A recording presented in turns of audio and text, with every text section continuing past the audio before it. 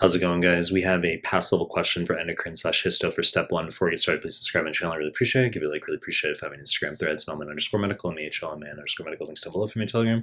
Links to Telegram group and channel down below. Now start the clip. You have a 6-year-old girl. She has a 1-month history of facial acne, growth of pubic and axillary hair. Her serum DHEAS and androstenedione are elevated. Question wants to know most likely source of the serum findings. We have the histo here with layers of the adrenal gland. Okay, now you look at this image here. This is what NBME will do. This is not my fucking opinion, okay? They're going to show you a Windows 95 bootleg fucking black and white image of the adrenal gland. You say, no fucking idea what I'm looking at, but we clearly have letters here that are referring to layers. So if you just know the layers of the adrenal gland straight up, you can infer based on the image, even if you're looking at it and you say it's a weird fucking image, okay? Now, you should know DHEAS is an adrenal-specific androgen.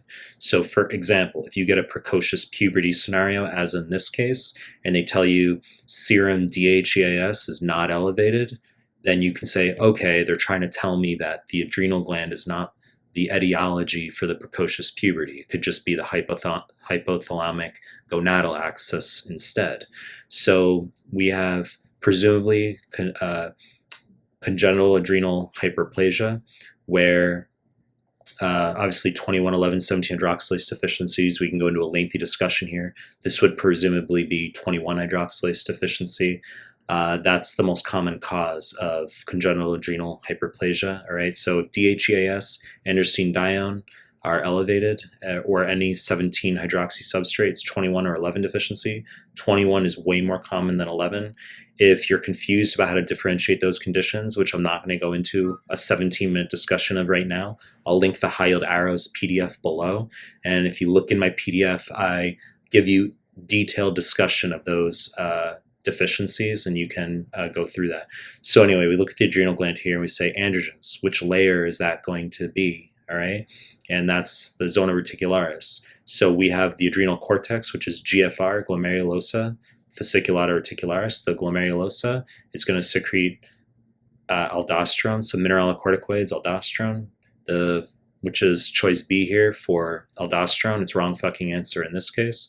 Choice C is the fasciculata. That's going to be where we have cortisol produced, the glucocorticoids. So that's C here. D is our correct answer. That's going to be our androgens, zona reticularis. So androstenedione, DHEAS. So DHEAS produced. Androstenedione. Androstenedione can go peripherally outside the adrenal gland and be converted to testosterone. Choice C is going to be pheochromocytoma. Okay, this is our catecholamine. So norepinephrine, epinephrine. You say, well, what about A? A is the capsule. Now, I did this on purpose because this is what NBME is going to do.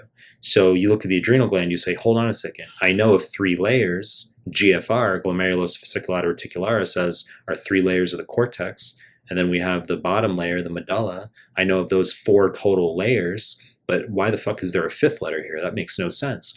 Well, it's the capsule. For whatever reason, they do it. Okay, I don't know what to tell you. They do it. They'll show you this thin layer on top. So your take-home point for that short histo discussion is that if you get an adrenal pick and there's only 4 letters present, you know that the capsule is not there. If they give you 5 letters present, you're like, what the fuck? They're just showing you the capsule.